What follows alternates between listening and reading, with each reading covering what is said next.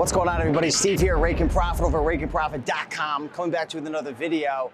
We're in Las Vegas. Check out this view over here. It is absolutely insane. I was just checking through my comments, and I had actually gotten a comment on YouTube asking about, Steve, talk about the shipping costs on Amazon when you're selling books. There's a lot of people who, they don't want to sell books on Amazon because they think, how's it going to be worth it? Shipping costs are so expensive. You know, I'm shipping things on eBay right now for $3, $4, $5, $6 per item, and the USPS prices are not going down. They're getting more and more expensive.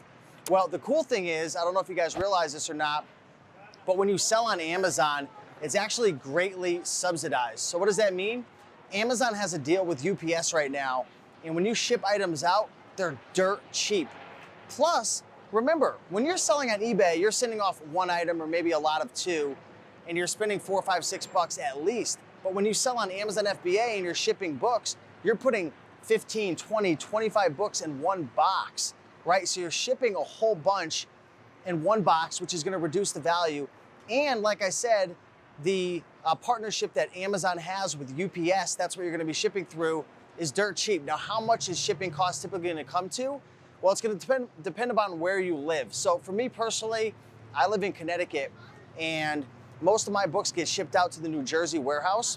There's tons of warehouses all over the United States. They're in California, New Jersey, all over. I think there's like 20 or 30. There might even be more of them now. They're creating more and more warehouses. But for me, on average, it's about anywhere from like 20 cents to 50 cents a book to ship on Amazon.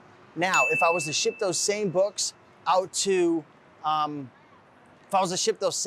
like California, which happens sometimes if I have like oversized items, like if I'm gonna ship out like a really oversized toy, then that could be $1 or $2 per item. But for the most part, 25 cents to 50 cents on average per book. Now, that's so cheap. That is dirt freaking cheap. So, I mean, if you have an excuse and your limiting belief is like, you know what, I'm not gonna sell books because it's too expensive, it's just something that you have to get over. So hopefully that answers your question. I'm moving around here because we got some crazy views that people are trying to enjoy right now. We're right in front of the Flamingo. We got, where's the Bellagio? The Bellagio is right there. I don't know if you guys know about the Bellagio, but they got the water fountains that are going off from time to time. So it's beautiful out here.